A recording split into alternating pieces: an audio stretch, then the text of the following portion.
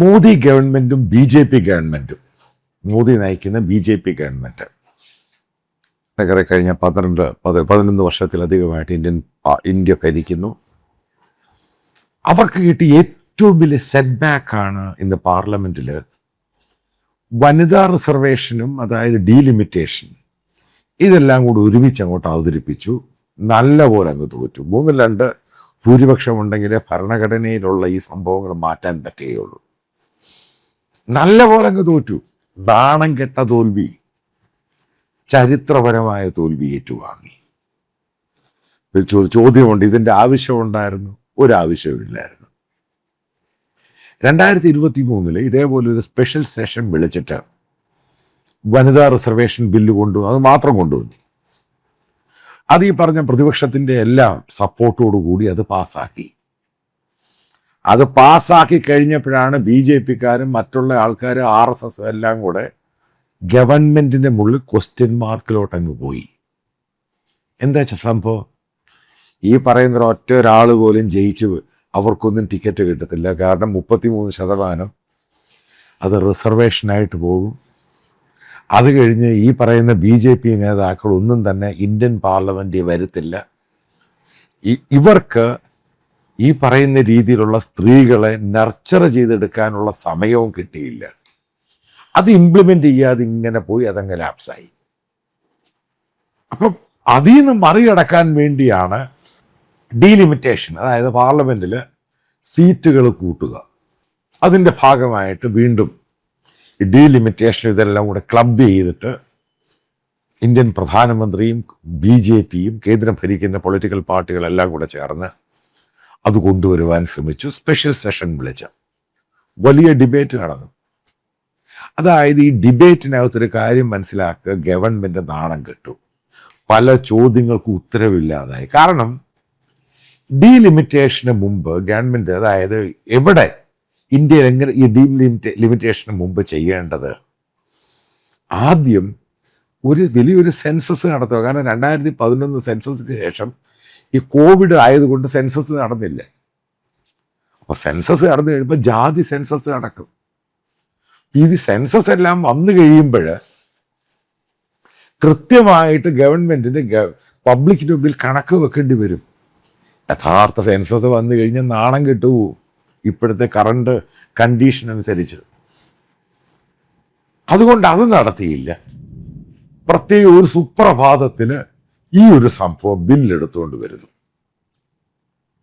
അതായത് dam failure ആയിപ്പോയി പല കാര്യങ്ങളും. ഡീലിമിറ്റേഷൻ അനുസരിച്ച് ഇവർ പറയുന്നത് പലയിടത്തും സീറ്റുകൾ കുറയുകയില്ല. കേരളത്തിൽ സീറ്റ് കൂടും, തമിഴ്നാട്ടിൽ സീറ്റ് കൂടും, കർണാടകയിൽ ചെറുതായിട്ട് സീറ്റ് കുറയും, ആന്ധ്രയിൽ സീറ്റ് കുറയും കൂടും. ഇതിനെപ്പറ്റിയൊന്നും അവർക്ക് ധാരണയില്ല. അതായത് മനസ്സിലാക്കേണ്ടതിൽ ഡീലിമിറ്റേഷൻ എന്ന് പറയുന്ന വലിയൊരു ഹോംവർക്ക് ചെയ്തിട്ട് അത് ഹ്യൂജായിട്ടുള്ളൊരു ഹോംവർക്കും അത് അത് ആ രീതിയിലാണ് ഇതിൻ്റെ കണക്കുകൂട്ടലെല്ലാം വെച്ച് ഇത് ചെയ്യുന്നത്. അത് പെട്ടെന്ന് കൊണ്ടുവരേണ്ട സാധനമൊന്നും അല്ല ഈ ഡീലിമിറ്റേഷൻ. അതും ഇതുകൂടെ ക്ലബ് ചെയ്തത് കാരണം ഈ സ്ത്രീകളെ സൂചിപ്പിക്കാം, പാർട്ടിക്കാരെ സൂചിപ്പിക്കാം, ആ രീതിയിൽ അങ്ങോട്ട് കൊണ്ടുവന്നു. അപ്പോഴാണ് ഇത്രമാത്രം വലിച്ചു കയറുമെന്ന് ഇവർ മനസ്സിലാക്കിയില്ല. ഇന്ത്യൻ പ്രധാനമന്ത്രി വളരെ ഇമോഷനായിട്ട് നാടകമൊക്കെ നടത്തി. നാരി ശക്തി, അത് ഇത് എന്നൊക്കെ പറഞ്ഞു. യഥാർത്ഥത്തിൽ ഈ പറയുന്നത് മുഴുവനും നാടകമായിരുന്നു. അവർക്ക് നടപ്പിലാക്കണമെന്നുണ്ട്. 2023 കഴിഞ്ഞവർ നടപ്പിലാക്കാം. എന്തുകൊണ്ട് നടപ്പിലാക്കിയില്ല? നേരത്തെ പറഞ്ഞ പാർട്ടിക്കാരും ഈ RSSും മറ്റുള്ളവരും ഭയങ്കരമായിട്ട് അങ്ങ് എതിർത്തു. ഇന്ത്യയുടെ ഒരു മെൻ ഷാമിനിസ്റ്റിക്കാണ് ബേസിക്കലി. അവർക്ക് ഈ പവർ സ്ത്രീകൾക്ക് കൊടുക്കുന്നതിനോട് വലിയ താല്പര്യമൊന്നുമില്ല.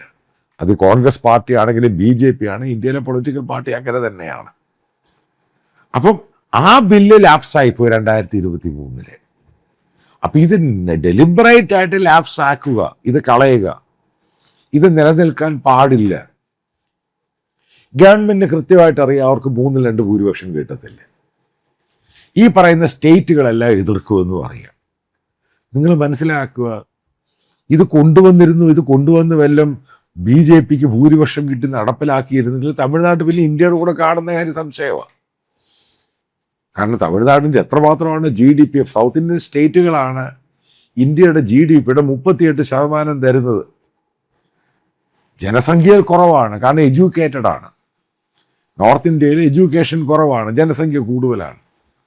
അപ്പോൾ കംപ്ലീറ്റ് ആയിട്ട് നോർത്ത് ഇന്ത്യ സൗത്ത് ഇന്ത്യയെ ബുൾഡോസ് ചെയ്യുന്ന രീതി വന്നു കഴിഞ്ഞാൽ അത് ഒരു ബാലൻസ് ഉണ്ട്, ബാലൻസ് ഓഫ് പവറും ഇക്വേഷനും ഉണ്ട്. അത് മാറിക്കഴിഞ്ഞാൽ വലിയ പ്രശ്നമാണ് ഇന്ത്യയിൽ ഉണ്ടാകാൻ പോകുന്നത്. അതുകൊണ്ടാണത് ഭരണഘടനയിൽ 3/2 ഭൂരിപക്ഷം ഉണ്ടെങ്കിലേ നടപ്പിലാക്കാൻ സാധിക്കും. അതായത് ഒരു ഹോംവർക്കും ഇല്ലാതെ ഈ സാധനം കൊണ്ടുവന്നു, നാണം കെട്ട തോൽവിയുണ്ടായി. ഇപ്പം BJP NDA പറഞ്ഞിരിക്കുന്നത് നേഷൻ വൈഡ് അവർ പ്രക്ഷോഭമായിട്ട് പോകാൻ പോകും. നിങ്ങൾ കണ്ടോണം, ഈ പ്രക്ഷോഭം നേഷൻ വൈഡ് നടക്കുമ്പോൾ എത്ര BJP നേതാക്കളാണ് പങ്കെടുക്കുന്നത് നിങ്ങൾ ശ്രദ്ധിച്ചോണം. അവിടെയും നാണം കെടും ബേസിക്കലി. കാരണം നാണം കെട്ടുപോയി ഈ സംഭവം. ഒരു കാര്യവുമില്ലാതെ പെട്ടെന്ന് ഇത് കുക്കപ്പ് ചെയ്ത് വന്നിട്ട് എന്തിനു കൊണ്ടുവന്നു? അതായത് ബേസിക്കലി ഇങ്ങനൊരു ബില്ല് കൊണ്ടുവരാൻ ഗവൺമെൻറ് താല്പര്യമൊന്നുമില്ല. അതായത് ഗവൺമെൻറ് ഇത് ചെയ്യേണ്ട ഹോംവർക്ക് ഈ പറയുന്ന പ്രതിപക്ഷ പാർട്ടികളുമായിട്ട് നിരന്തരമായിട്ട് ഡിസ്കഷൻ നടത്തിയിട്ടാണ് ഇതിങ്ങനെ ഇതേപോലൊരു കോൺസ്റ്റിറ്റ്യൂഷണൽ അമെൻമെൻറ്റ് കൊണ്ടുവരേണ്ടത്. അതൊന്നും ഇല്ലാത്തൊരു സുപ്രഭാതത്തിന് ബില്ല് കൊണ്ടുവന്നു കഴിഞ്ഞാൽ ആര് സപ്പോർട്ട് ചെയ്യും? മോദിക്ക് കിട്ടിയ ഏറ്റവും വലിയ അടിയാണിത്. എന്ത് ചെയ്യാൻ പറ്റും? ഒരു കാര്യവുമില്ല, സംഭവം കൊണ്ടുവന്ന് അവസാനം ഇത് വലിച്ചങ്ങ് കീറി. തമിഴ്നാട് മുഖ്യമന്ത്രി മറ്റുള്ള സദേൺ സ്റ്റേറ്റിൻ്റെ മുഖ്യമന്ത്രിമാരെ കൃത്യമായിട്ട് പറഞ്ഞു അവർ നടപ്പിലാക്കത്തില്ല എന്ന് തന്നെ പറഞ്ഞു. എന്തുകൊണ്ടുവന്നാലും ഇത് പാസ്സാക്കി കഴിഞ്ഞാലും നടപ്പിലാക്കി. വേറൊരു കാര്യം, ഞാൻ ബില്ലിൻ്റെ കാര്യം പറയാം. ഇന്ത്യ ഗവൺമെൻറ് പാസ്സാക്കിയ ബില്ലാണ് സിറ്റിസൺ അമെൻമെൻറ്റ് ആക്ട്, NRC. നിങ്ങൾക്കറിയോ, ഇന്ന് വരെ ഒരു സ്റ്റേറ്റിൽ പോലും അവിടെ ഇവിടെ കുറച്ച് ആൾക്കാർക്ക് സിറ്റിസൺഷിപ്പ് കൊടുത്തു. ഇത് നടപ്പിലാക്കാൻ പറ്റിയിട്ടില്ല. എന്തുകൊണ്ട് നടപ്പിലാക്കാൻ പറ്റത്തില്ല? ഇത് നടപ്പിലാക്കി കഴിഞ്ഞാൽ ബംഗ്ലാദേശുമായിട്ട് ഉടക്കായി. എന്തിനാണ് ഈ ബംഗ്ലാദേശുമായിട്ട് ഇത്ര വലിയ പ്രശ്നം ഉണ്ടായത്? ഏകദേശം 2-2.25 കോടി ബംഗ്ലാദേശി ഇല്ലീഗലായിട്ട് ഇന്ത്യയിൽ താമസിക്കുന്നുണ്ട്. ഇത് നടപ്പിലായി കഴിയുമ്പോൾ, കാരണം നിങ്ങൾക്കറിയാം, കഴിഞ്ഞ ഒരു മാസം ഇലക്ഷൻ മുമ്പ്, അതായത് ബംഗ്ലാദേശി ഇലക്ഷന് മുമ്പ് ഇന്ത്യയുമായിട്ടുള്ള ബംഗ്ലാദേശിൻ്റെ റിലേഷൻഷിപ്പ് ഏത് തലത്തിലോട്ടാണ് പോയത്? ഈ NRC CA ഇഷ്യൂ ആണ് ഇതിൻ്റെ കാര്യം വന്നത്.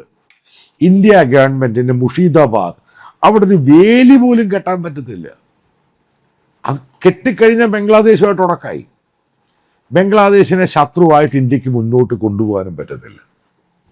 ഇത് ചുമ്മാതി ഹിന്ദുക്കളെ, കുറച്ച് ആൾക്കാരെ, ഹാർഡ് കോർ ഹിന്ദുക്കളെ സുഖിപ്പിക്കാൻ വേണ്ടി ഇടയ്ക്കിടയ്ക്ക് പറയും. കീർത്തി ആസാദ്, പഴയ ക്രിക്കറ്റർ, ഇപ്പോഴത്തെ പഴയ BJPയുടെ MLA ആയിരുന്നു, MP ആയിരുന്നു, ഇപ്പം TMCയുടെ MLA ആണ്. അദ്ദേഹം പറഞ്ഞൊരു കാര്യമുണ്ട്. ഗൂസ്പെട്ടി, അതായത് ഇന്ത്യയിലോട്ട് കുടിയേറി വന്ന ആൾക്കാർ, ഇന്ത്യയിലോട്ട് അനധികൃതമായിട്ട് കയറി വന്ന ഒരാളെയെങ്കിലും തിരിച്ചയക്കാൻ ഈ ഗവൺമെൻറ്റിന് കഴിഞ്ഞോ?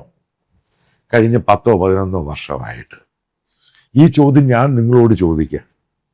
ഒരാളെയെങ്കിലും തിരിച്ചയക്കാൻ, ബംഗ്ലാദേശിൽ നിന്ന് വന്ന ഒരാളെ തിരിച്ചയക്കാൻ ബില്ലെല്ലാം പാസ്സാക്കി കഴിഞ്ഞിട്ടുണ്ടോ? കഴിഞ്ഞിട്ടില്ല.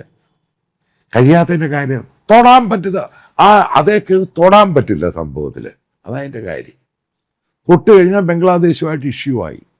ഇന്നും ബംഗ്ലാദേശികൾ ഇഷ്ടം പോലെ ഇന്ത്യയിൽ വരുന്നുണ്ട്. വന്ന ബംഗ്ലാദേശ് ജോലി ചെയ്ത് അങ്ങോട്ടും തിരിച്ചു പോകുന്നുണ്ട്. ഗവൺമെൻറ് അറിയത്തില്ല, ഇവിടെ വന്ന് അധ്വാനിച്ച് ഇവിടെ ജോലി ചെയ്ത് പണം ഉണ്ടാക്കി അങ്ങോട്ടാണ് അയക്കുന്നത്. ഇതെല്ലാം ഒരു ഭാഗത്ത് ഇല്ലീഗലായിട്ട് ഈ കാര്യങ്ങളൊക്കെ നടക്കുകയാണ്. അതായത് ഇന്ത്യ എന്ന് പറഞ്ഞ രാജ്യം, അതായത് തുറന്നിട്ട് കൊടുത്തിരിക്കുകയാണ് ഈ ബംഗ്ലാദേശികൾക്ക്.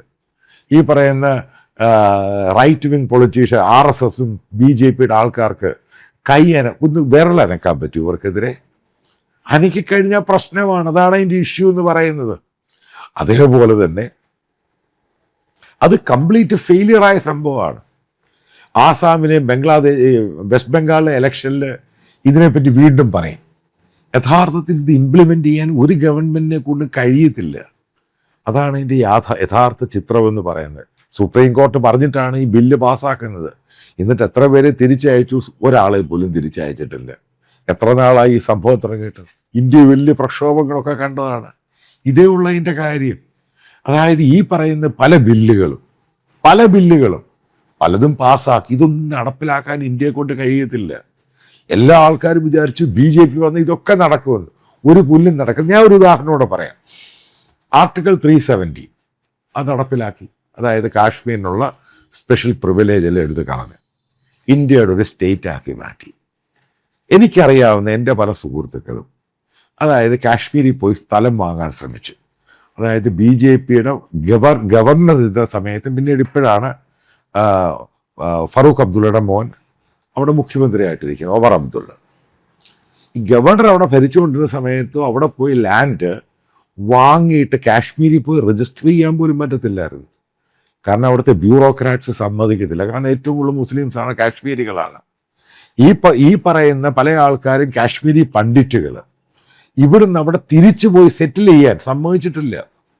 എന്തുകൊണ്ടാണ് ഈ മോദി ഗവൺമെൻറ്റിന് ഭയങ്കര ഉരുക്ക് മുഷ്ടി എന്നൊക്കെ പറഞ്ഞിട്ട് ആർട്ടിക്കിൾ 370 ഇല്ലാതാക്കി എന്നൊക്കെ പറഞ്ഞിട്ട് ഈ പറയുന്ന ആൾക്കാർക്ക് ആർക്കും അവിടെ പോയി ജീവിക്കാനോ അവിടെ ലാൻഡ് മേടിക്കാനോ ഇന്ത്യയുടെ ഒരു സ്റ്റേറ്റായിട്ട് കൺസിഡർ ചെയ്യാൻ പറ്റാത്തതിൻ്റെ കാര്യം എന്താ?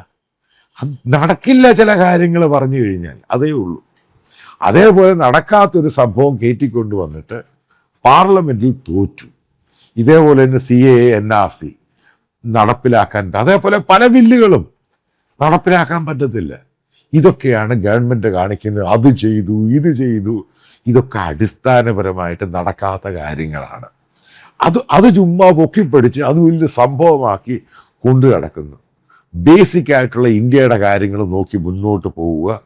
അതായത് അതിൻ്റെ പ്രോപ്പറായിട്ടുള്ള പല സംഭവങ്ങളുണ്ട്. പ്രോപ്പർ സർവേ എടുക്കുക, ജാതി സർവേ എടുക്കുക. അതിനുശേഷം മാത്രം ഇതേപോലെയുള്ള ഡീലിമിറ്റേഷൻ നടപ്പിലാക്കണം. ഉറപ്പായിട്ട് 70-71 തുടങ്ങിയ സംഭവമാണ്. അത് ഡീലിമിറ്റേഷൻ നടത്തിയിട്ടില്ല. അതൊക്കെ ഗവൺമെൻറ്റിൻ്റെ നല്ല ഹോംവർക്കിൽ പ്രതിപക്ഷ പാർട്ടികളുമായിട്ടൊക്കെ നല്ലപോലെ ചർച്ച ചെയ്ത് ഡിസ്കസ് ചെയ്ത് തീരുമാനിക്കേണ്ടതാണ്. ഒരു സുപ്രഭാതത്തെ പാർലമെൻറ്റിൽ കൊണ്ടുവന്നു കഴിഞ്ഞാൽ ഇന്ത്യൻ പാർലമെൻറ്റ് ബനാന റിപ്പബ്ലിക്കൊന്നുമല്ല. കുറച്ച് പവറുണ്ട്, കാര്യങ്ങൾ അറിയാൻ കൊണ്ട് നടത്താൻ മതി, നടക്കത്തൊന്നുമില്ല. ഇന്ത്യൻ പ്രതിപക്ഷത്തിൻ്റെയും പവർ എന്തുവാന്ന് ഇന്ത്യൻ പാർലമെൻറ്റിൽ മോദി ഗവൺമെൻറ്റും BJPക്കും ഇന്ന് വ്യക്തമായിട്ട് മനസ്സിലായി. ഇത് മാത്രം അറിഞ്ഞിരുന്നാൽ മതി. ഇന്ത്യൻ ജനാധിപത്യം ബനാന റിപ്പബ്ലിക് അല്ല. അല്ല, നിങ്ങൾക്ക് എത്ര ഭീഷണിപ്പെടുത്തിയാലും ഒരു പുല്ലും നടക്കത്തില്ല. അതാണ് ഇന്ത്യൻ ഭരണഘടന. ഇന്ത്യൻ ഫൗണ്ടേഴ്സ് ഇന്ത്യക്ക് കൊടുത്ത ഭരണഘടന. അതിനെ തൊടാൻ വേണ്ടി ഈ പറയുന്ന ഈ റൈറ്റ് വിങ്ങിൻ്റെ പൊളിറ്റിക്സ് ആണെങ്കിൽ ആർക്കും അവർ എന്ത് ദുരുദ്ദേശത്തോടു കൂടി മുന്നോട്ട് പോയാൽ അതിനെ തച്ചുടച്ച് തകർക്കുമെന്ന് ഇന്ത്യൻ പാർലമെൻറ്റ് ഈ ഡീലിമിറ്റേഷൻ ബില്ലിൽ BJP ഗവൺമെൻറ് കാണിച്ചു കൊടുത്തു.